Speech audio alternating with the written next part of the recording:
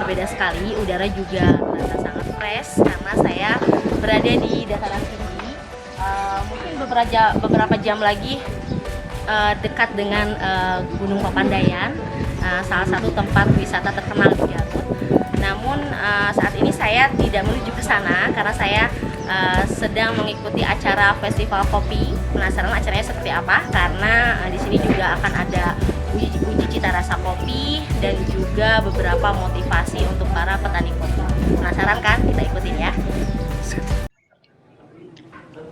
Oke, yang kita lihat saat ini adalah rangkaian persiapan, tapi ini bukan coffee break loh, melainkan persiapan para penguji cita rasa kopi, yang mana nantinya beberapa varietas kopi yang berasal dari wilayah Garut seperti Cigedug, Papandayan, dan Cisurupan, dan juga masih ada kopi dari daerah lainnya itu akan diuji cita rasanya.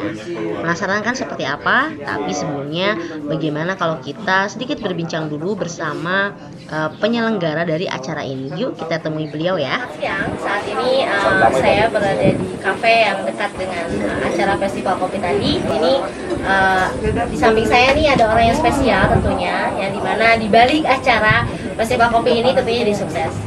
Oke, baiklah kita temui Bapak siapa? Dengan Bapak Billy Nur Akbar Paramita. Bisa memperkenalkan diri Pak? Boleh di sini ya. Memperkenalkan diri, kopi mungkin apa? Sekarang juga boleh, tapi jangan minta terakhir.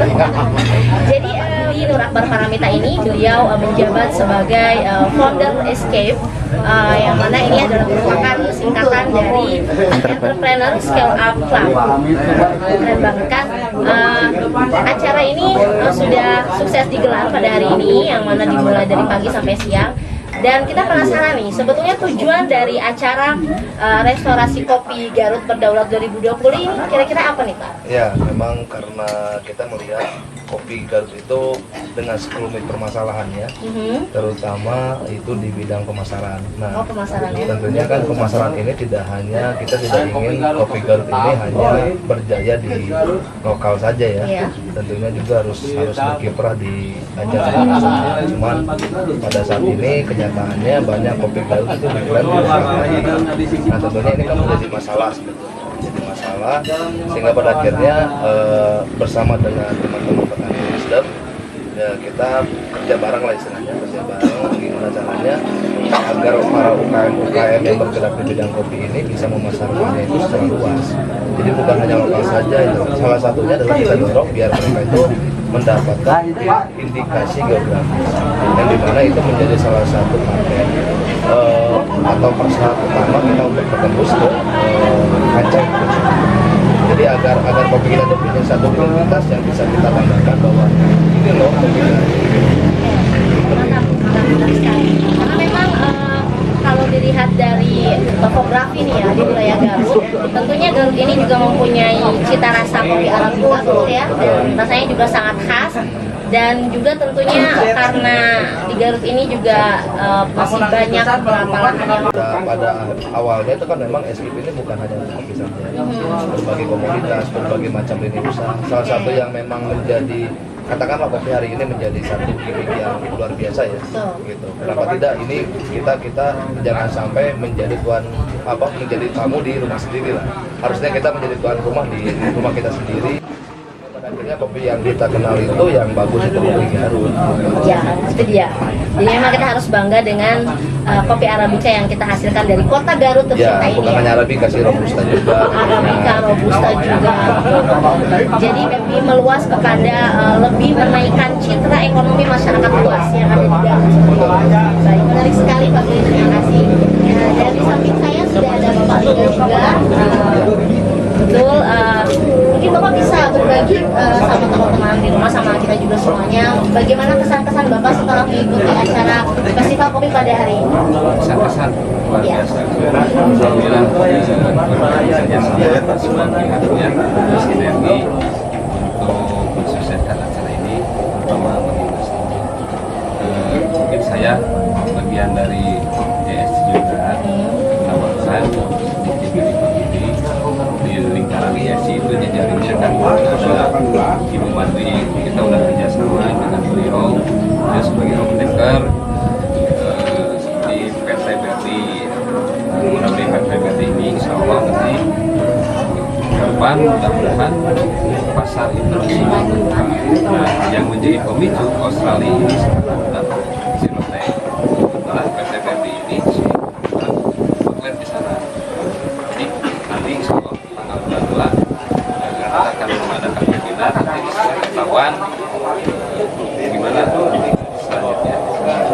Terima kasih Bapak. Ya. Baiklah, pemirsa Kompas TV, kita cukupkan sekian dulu untuk kesempatan hari ini. Jangan lupa nikmati kopi, karena dari secangkir kopi melahirkan sebuah inspirasi. Tentunya inspirasi yang hebat seperti bapak-bapak yang di samping saya ini ya. Baiklah, terima kasih. Saya Safa, sampai jumpa. Saat ini sedang berlangsung di mana beberapa varietas kopi itu sedang diuji cita rasanya oleh para penguji cita rasa kopi. Mereka dari BNSP atau Badan Nasional Sertifikasi Pusat, yang mana nantinya bertujuan bahwa kopi Arabica atau Robusta yang berasal dari Garut sendiri itu nantinya akan mendapatkan IG atau indikasi geografis, yang mana ini dipandang sangat perlu terkait identitas atas produk yang memang didukung oleh lingkungan geografis, karena pada akhirnya kondisi itu pasti akan memberikan reputasi tersendiri bagi produk yang dihasilkan. Sebetulnya memang indikatornya juga bukan hanya lingkungan geografis saja, bisa saja itu ada campur tangan manusia. Contohnya misalkan beberapa rasa kopi, setelah saya sedikit ngobrol-ngobrol dengan para penguji, itu dipengaruhi seperti dari hulu sampai hilir gitu ya. Jadi kopi ini biasanya rasanya itu ketika dicicipi ada yang rasa apple mintnya, kemudian ada vegetable-nya juga, kemudian seperti rasa rempah-rempah. Ini memang menarik sekali ya, dan supaya kita tahu lebih jelas lagi mengenai bagaimana proses uji cita rasa kopi, ini kita akan menemui salah satu dari para pengujinya, yaitu Akang Dik-Dik Ahmadi. Oke, kita temui beliau ya. Oke deh, karena sekarang nih sudah ada di samping saya pakarnya nih ya. Beliau di BNSP atau yang disebut dengan Badan Nasional Sertifikasi Pusat. Selamat sore Kang Dik-Dik. Sore. Kemana Daman? Beliau adalah penguji cita rasa kopi, yang mana seperti kita ketahui di Garut ini daerah topografinya nih, secara topografi itu memang masih banyak lahan yang subur dan juga bisa ditanami, dan kopi khususnya jenis kopi Arabica bisa tumbuh dengan baik gitu ya. Nah, ini ada pakar kopinya nih di sini nih. Kita bincang-bincang sedikit ya. Oke. Nah, gimana kalau pertanyaan yang pertama dulu nih? Kegiatan sehari-harinya Akang Dik-Dik ini selain pada acara tadi kan menguji cita rasa kopi, apa nih Kang kira-kira? Tadi habis cupping ya. Karena ada acara, tapi misalkan di luar itu saya sih kebanyakan bareng farmasi, direct kopi-kopi biar bahan baku yang kami dapat tuh optimal sih. Oke. Jadi lebih banyak main sama petani, sama prosesor juga, prosesor kopi anak muda terutama. Iya, ngasih ini ya. Nah, soalnya anak muda ini beda dengan yang udah sepuh. Anak muda ini bisa jatuhnya ke passion. Oh iya, betul jadi, sekali ya. Belum puas mereka kalau misalkan tidak dapat optimalisasi di kualitas di kopi. Kalau yang sepuhnya lebih ke membina sih, membina, kemudian kearifan lah yang dikasih dari orang tua, terus anak-anaknya tuh meneruskan, tapi jatuhnya lebih ke passion. Menarik banget ya. Dan kira-kira tadi juga saya sempat melihat sih bagaimana Akang Dik-Dik ini menguji cita rasa kopi. Jadi kopinya itu diseduh terus diseruput gitu ya. Menarik banget. Dan apa sih kira-kira yang dirasa gitu, dan bagaimana proses menguji cita rasa kopi? Oke, sebetulnya variabelnya banyak yang dinilai. Selain sebelum digiling kan, sebelum diseduh kan harus digiling dulu. Itu di aromanya dinilai, dievaluasi. Aromanya yang muncul seperti apa, apakah ada cacat di aroma seperti apa, misalkan smoky. Terus smoky itu cacat di aroma kopi itu ada ketidaklayakan, nanti poinnya ada kurang juga. Kemudian ketika diseduh dia dinilai aroma basah. Aroma basah juga dinilai apakah tadi smoky-nya masih ada apa enggak, ataupun muncul aroma cacat lainnya setelah basah diseduh. Kemudian setelah itu ada flavor, kita tes juga flavornya, evaluasi juga di flavor, apakah ada yang defect juga ataupun cacat. Banyak kan cacat-cacat di kopi rasa kayak fenolik misalkan. Phenolic itu kayak rasa obat-obatan ya. Iya. Kemudian kayak betadine. Antiseptik. Iya. Kayak antiseptik, itu juga cacat di kopi, dan kita juga analisa evaluasi kenapa bisa seperti ada antiseptik, paracetamol ataupun medicine lainnya. Itu kenapa sih dari roastery biasanya. Kita juga analisa. Jadi cupping ini luas. Oh, gitu ya. Analisa hasil di hulu dan tengah. Jadi bisa dianalisa di cupping ini. Misalkan bisa ketahuan ketika kopinya rasa kacang, otomatis kita dilihat di hulunya, berarti si hulunya itu ada beberapa kesalahan. Berarti dipengaruhi apa dong sebenarnya rasa kopi ini? Jadi mencicip kopi itu kan mengujinya itu setelah dia mengalami proses roasting itu ya, dicicipin gitu. Dan setelah diseduh, kalau misalkan kopinya belum digiling gitu kan nggak mungkin terasa ya? Iya, jadi itu pengaruhnya apa tuh? Tadi kayak flavornya tuh beda-beda, kayak ada kacangnya atau antiseptiknya itu kenapa?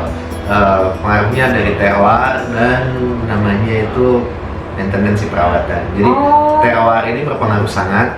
Terroir ini mencakupi dari microclimate, kemudian tanah, air, udara, angin, ketinggian, altitude, latitude, kemudian apalagi ya varietas. Iya. Nah itu varietas di samping terroir ada varietas, kemudian perawatan. Sejauh mana si petaninya itu merawat kebunnya dengan baik, itu penting. Ya. Nah, jadi kita pengen dipandangnya secara kualitas, walaupun mungkin nanti yang di luar negeri ataupun diekspor itu sedikit, tapi kualitas itu lebih baik daripada banyak-banyak cuman kuantitas doang gitu. Ya di lirik kuantitas, hanya sebagai buat blending di sananya nanti. Pengennya kopi Gero itu sebagai single origin gitu, bener-bener satu jenis, satu kebun, bahkan satu varietas mungkin nanti gitu. Kenapa enggak? Jadi akunya secara kualitas, bukan cuma karena kuantitas. Jadi harus ada pembenahan dulu di lokalnya, pembenahan secara praktek seperti sih ya, praktek akademisi, kemudian ya biar berkelanjutan sih sebetulnya secara kualitas. Oke, kita sudah tiba di penghujung acara karena tadi Akang itu sudah share berbagai macam pengetahuan baru tentang kopi, dan juga prosesnya itu tidak segampang yang kita bayangkan. Insya Allah kita bisa jumpa lagi di tayangan selanjutnya. Terima kasih ya Kang ya, semoga sehat-sehat selalu. Saya Safa, Nolmes TV, selamat sore.